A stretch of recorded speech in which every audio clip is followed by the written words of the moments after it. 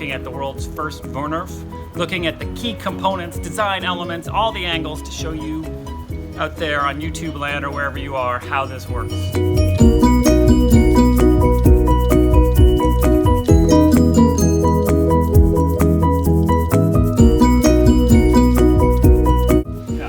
So one of the things that you see when you look at Dutch neighborhood streets is you see these visual and physical cues of looking at space. So they narrow as they come in, and it tells you as you move from one physical environment to another to slow down. So this is raised, which you can't go faster because you go fly and mess your car up. So it makes you go slow, and then it's very narrow and only can handle one car at a time. So that's your first cue. Then there's actually your first cue is the signs as you get here, but then the signs are only one part of it. It's the physical design characteristics that are the second part.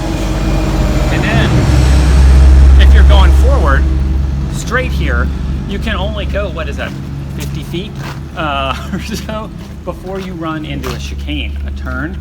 And the chicane is also like a nice little green infrastructure and a placemaking component. So you can't get speed. The US, we put signs up and tell you how fast to go, and here they physically make you go a certain speed. And then when you do that, it adds an amenity component to the neighborhood. And that's really at the heart of what the whole Wohnhof idea is about. It's about making these physical changes and then adding them in as you move forward. This is, you see, it's a raised area, so it slows you as you come to the raise, but then you have to make a small turn as you move through. And then the components that you see are really small. There's like a tree in the chicane that slows you down, and a nice little green element, and it just creates a nice little neighborhood amenity. And it doesn't need to be this small to make it work. So what about the parking? So then you've added parking as well. We haven't gotten rid of auto parking. You see that there's also, these spaces also create, if you look behind you here, it also creates bike parking. These little chicane areas, you get bike parking, and then at the same time you have on-street regular car parking as well. So all of this sort of fits together. And then as we move up, you'll see an even larger sort of community amenity area. We'll take a look at that in a second. It's a raised, this is, when you see the intersection space here, the intersection space is bricked differently, so it's a raised intersection, but it tells you something about the space, and it tells you to slow down, and so it gives you this visual and design cue that something different is happening in that space. And so far, we've come, what, 150 feet? And there are a series of little, small physical and visual design cues that are telling you this story about whose space it is and how it works. The car just came out of that spot. They live in this neighborhood. They're here to just park their car and go back to their house, so it moves slow. And then what you've got here is a tiny little parklet. Like, turn the video around. You've got this little neighborhood play space. It's small. It's perfect. Fits right into the neighborhood. And if we walk forward, you walk up again, change of pavement, raised table. And then this used to be a through street.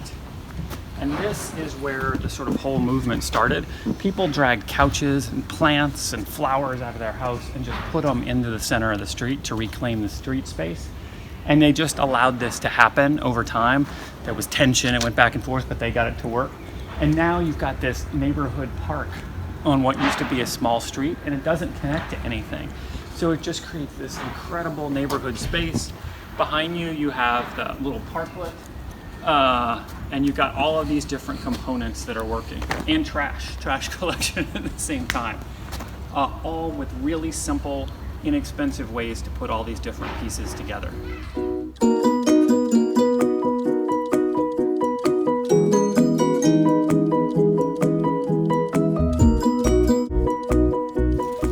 About how a US street would do this same space. I mean, you can see down here to the train station. It's not very far. We would have just a straight shot and we'd have traffic doing 30 miles an hour, 35 miles an hour. It would be signed for a little bit lower, but that's how fast people would go. Kids wouldn't come outside. People wouldn't walk. You wouldn't have community spaces. And you get all of this, and you've developed it more densely and created these great little neighborhood spaces. And it doesn't impact your traffic time or flow at all. Because if you're coming here, you live here. So we're going to change from the neighborhood street environment up to the sort of regional street environment.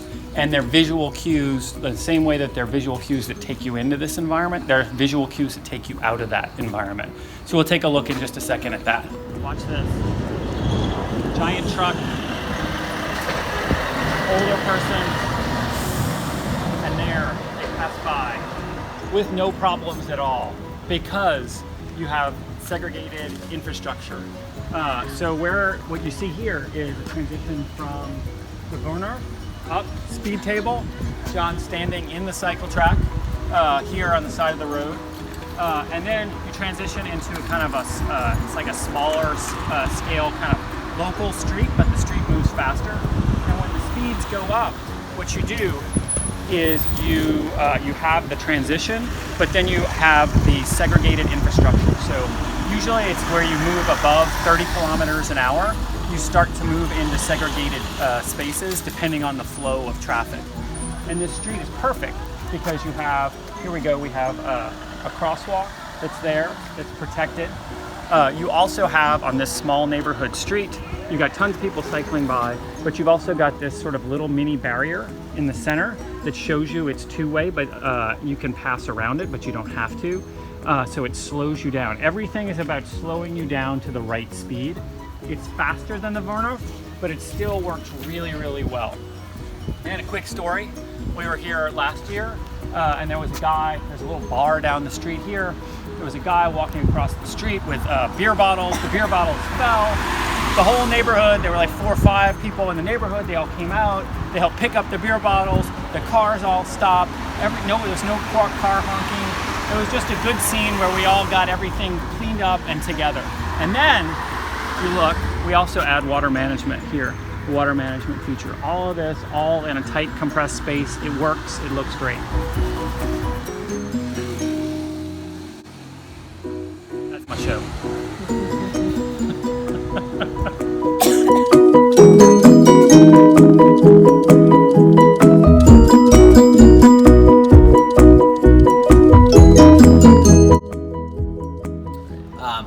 Hi, I'm John Renne. I'm here in Delft, the Netherlands. Is that how you say it? Yeah. Delft, Holland? Yeah. It sounds weird to say the in front of the country's name all the time. Anyway, I'm here in Delft with Billy and Chris and Tara, and we're looking at great examples of great streets. I'm Tara Tolford. I'm an active transportation planner at the University of New Orleans, here to get great ideas that we can bring back with us to the States. Hi, I'm Chris Crump. I am here learning more about urban planning. Oh yeah, yes, thank you. I went twice. I'm feeling living large. So being out in the field first, I think, was the right order of things.